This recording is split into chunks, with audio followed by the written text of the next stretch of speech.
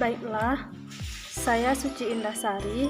Saya akan melanjutkan penjelasan sejarah peradaban Islam tentang Islam di Andalusia. Poin F sampai dengan J. Nah, poin F-nya yaitu perkembangan sejarah dan peradaban Islam di Andalusia pada masa kekhalifahan. Masa berlangsungnya masa kekhalifahan ini dimulai dari pemerintahan Abdurrahman ibnu Abdillah al-Abdurrahman III yang bergelar Al-Nasir sampai munculnya raja-raja kerajaan Spanyol yang dikenal dengan sebutan Muluk al-Tawaif. Pada masa ini Spanyol diperintah oleh penguasa dengan gelar khalifah, bukan lagi sekedar amir atau gubernur. Pada masa kekhalifahan ini, umat Islam Spanyol mencapai puncak kemajuan dan kejayaan. Masyarakat dapat menikmati kesejahteraan dan kemakmurannya. Pembangunan kota pun berlangsung sangat cepat dan dapat menyaingi kejayaan Daulah Abbasiyah di Baghdad. Pada masa Khalifah Al-Abdurrahman An-Nasir didirikan Universitas Cordova dengan perpustakaannya yang memiliki koleksi ratusan ribu buku. Pada masa Khalifah Al-Hakam Al-Muntasir terkenal sebagai seorang kolektor buku dan juga pendiri perpustakaan. Nah, akhirnya Dewan Menteri yang memerintah Cordova menghapus jabatan khalifah ini pada tahun 435 Hijriah. Karena ketika itu Spanyol sudah terpecah dalam banyak sekali negara kecil yang berpusat di kota tertentu. Adapun poin G yaitu membedakan masa keamiran dengan masa kekhalifahan serta kebudayaan keduanya dari unsur kebudayaan dan peradaban Islam. Nah, yang pertama yaitu masa keamiran. Andalusia pada masa ini berada pada masa pemerintahan seorang amir atau yang disebut dengan panglima, gubernur ataupun raja kecil. Akan tetapi pemerintahan ini tidak tunduk kepada pusat pemerintahan Islam yang ada di Baghdad yang dipegang oleh Khalifah Abbasiyah. Pada periode ini, umat Islam Spanyol mulai memperoleh kemajuan-kemajuan baik dalam bidang politik maupun dalam bidang peradaban antara lain yaitu Abdurrahman Ad-Dakhil mendirikan Masjid Cordova dan sekolah-sekolah di Spanyol. Yang kedua yaitu Hisham dikenal berjasa dalam menegakkan hukum Islam. Yang ketiga, Hakam dikenal sebagai pembaharuan dalam bidang kemiliteran. Yang keempat, Abdurrahman Al-Awsat dikenal sebagai penguasa yang cinta ilmu dan yang ditekuni dan adalah pemikiran filsafatnya. Nah, selanjutnya yaitu masa kekhalifahan.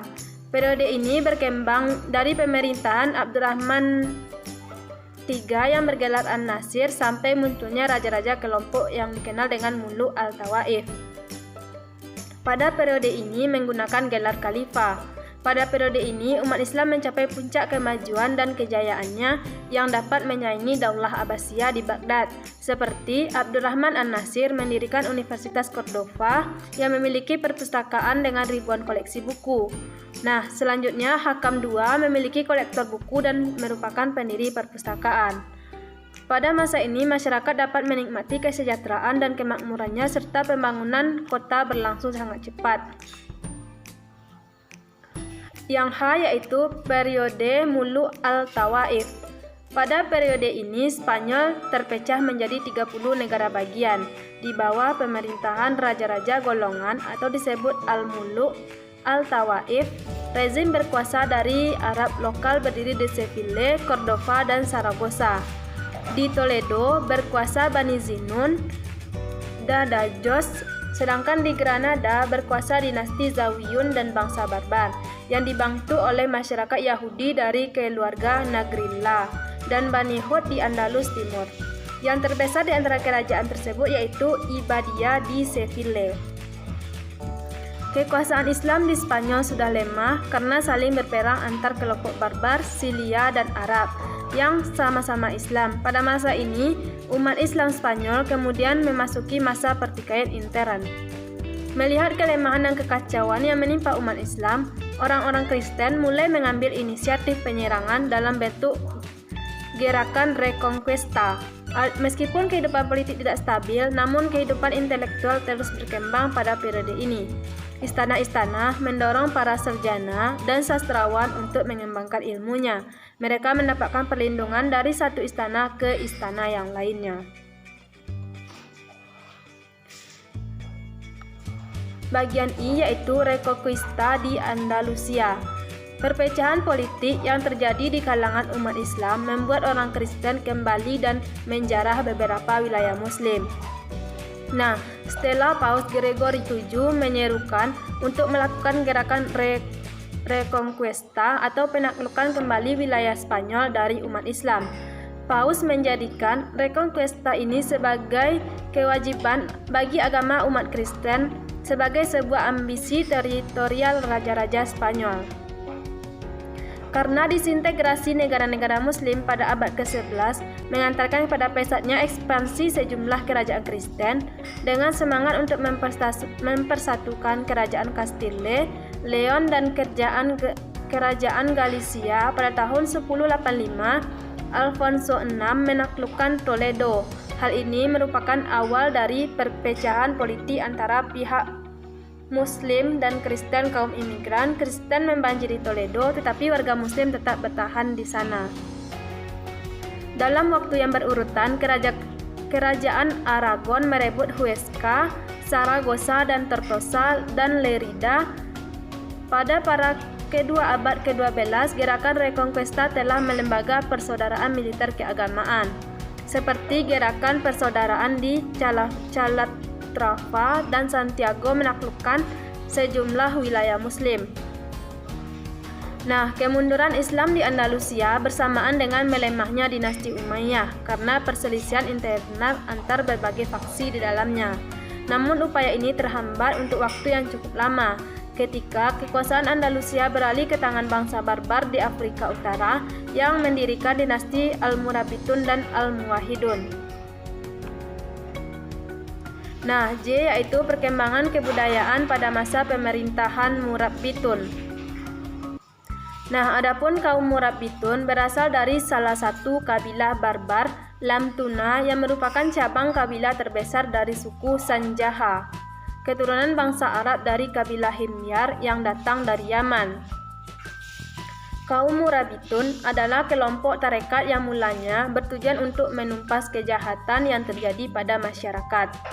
Pada perkampungan Murabitun, hukum Islam dilaksanakan sesuai dengan mazhab Maliki yang keras tetapi tetap berpegang kepada Al-Quran dan Sunnah.